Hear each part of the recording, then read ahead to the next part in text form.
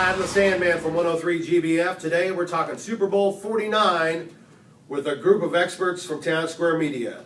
Sir, please introduce yourself. John Proud, WKDQ. Hey, Eric Cornish, WKDQ. Jimmy Ford, Ford and O'Brien, ESPN Evansville.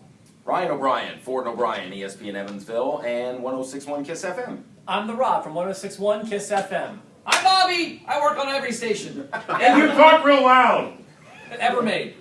All right, before we get into talking about predictions for this Sunday's Super Bowl, let's go around the round table here just real quick. And I know it's been played to death in the media, but deflate-gate. Everybody knows what that is. It's been saturating the media. Give me a little comment on your thoughts about that situation, and should the Patriots be punished, or what are your thoughts? In a nutshell, deflate-gate, non-story. Is it wrong? Yes, it was wrong. And yes, the NFL is going to have to deal with it. But just remember that that was discovered in the first half of that game. Once it was discovered, they came out in the second half with new balls, and Tom Brady proceeded to throw 3 touchdown passes with properly inflated footballs. Patriots routed the Colts, non-story. Move on. There you go. What do you think, Eric? Well, I think the Patriots are cheaters. They always have been. Hate Bill Belichick. Tom Brady, whatever. He's all Just right. be honest. How you really feel? They're cheaters, and that's just the bottom line, and they should be punished. I say take them out of the Super Bowl. Put the Colts in there. I don't even like the Colts. But go ahead. I don't care. You want the Titans in there. Well, that's What do you not think, gonna Jimmy? Yeah, you I and was- Ryan haven't talked about this enough over the past week, have you? Now, obviously a little too late to pull the Patriots out of the Super Bowl, but I agree with John. I've said it over the show, and so has Ryan time and time again. It's the biggest non-story of the year already. We're only in January, so that's pretty crazy. But it's not the first time it happened either. Trust me, you drove drunk, you didn't get caught the first time. If you did, you got really bad luck. So it's not the first time they played like this.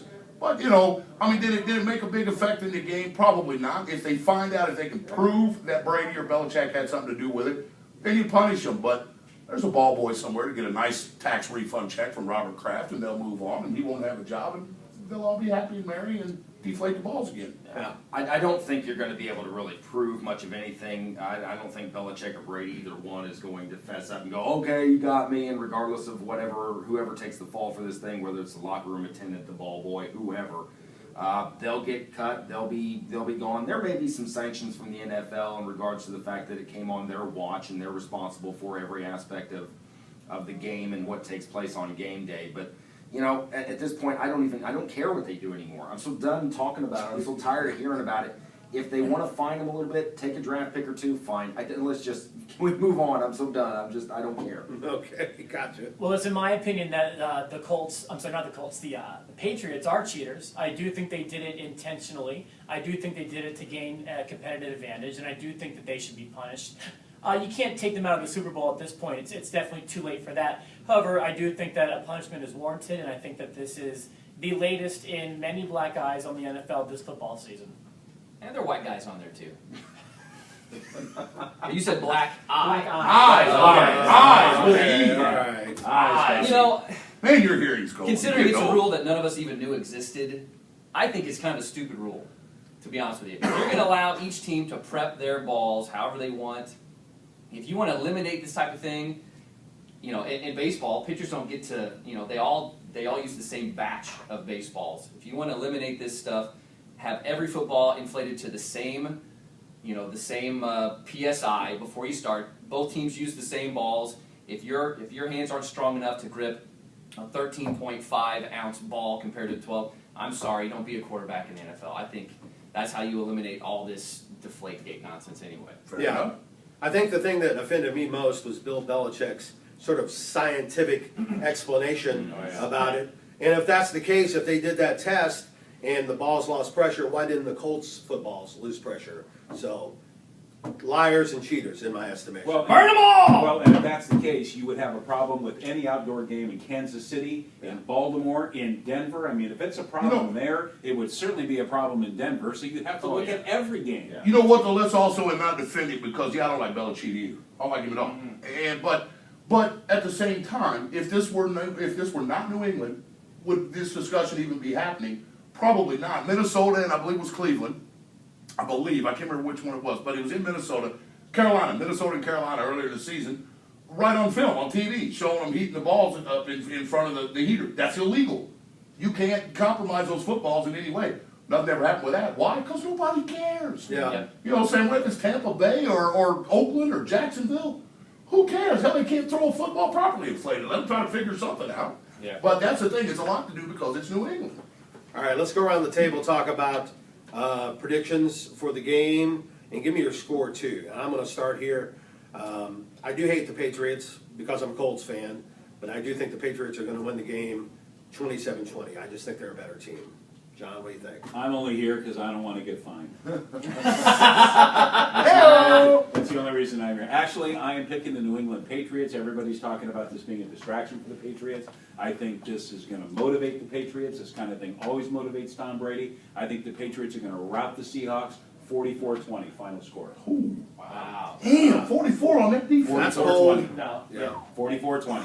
Yeah, as much as I hate to say it, I'm gonna pick the Patriots. Yeah, by 3. I think, I don't think they'll score that much. I think it'll be a lower scoring game, but not against that defense. Not gonna happen. Wow, bunch of Patriot love. You're Well, wrong, but you think. I'm just saying. Well, it's gonna for this Well, here's game. why. And it's going to happen because they can continue to talk about these deflated footballs for the entire offseason until somebody else hits their wife. The defense has a key injury, though. Don't forget, the Yeah, Seattle that- defense has a that key won't injury take in very Richard Sherman, who's going to be about half strength. Well, you know what? And I got to take Seattle for one because I don't want to have to shave my mustache. People that don't listen to the Ford and O'Brien show, shame on you.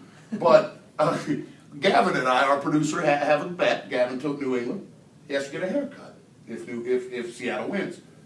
Because Gavin doesn't like to get his haircut very often. And he looks like Shaggy from Scooby-Doo. Yeah, and so it's nothing harmful. He's gonna get a haircut eventually when he falls asleep and we cut it. But so I chose that if New England wins, I'll shave my mustache, which I haven't done in 20 plus years. But I like Seattle simply because offense is fun to watch, but defense does win championships ultimately. This is the 3rd year in a row Seattle has led the league in least points allowed. You're right, Sherman's banged up a little bit with the elbow. Taylor's got a shoulder issue. But these guys run a tight defense that you've seen the Tampa 2s, you've seen all this other stuff. But they run what essentially is a cover 3 where it really puts a lot of strain, a lot of pressure on the defensive backs, where they just split the field into 3 sections. You got the right, left, and middle. And that guy's responsible. It's a zone deal, but it's a man lock in a zone.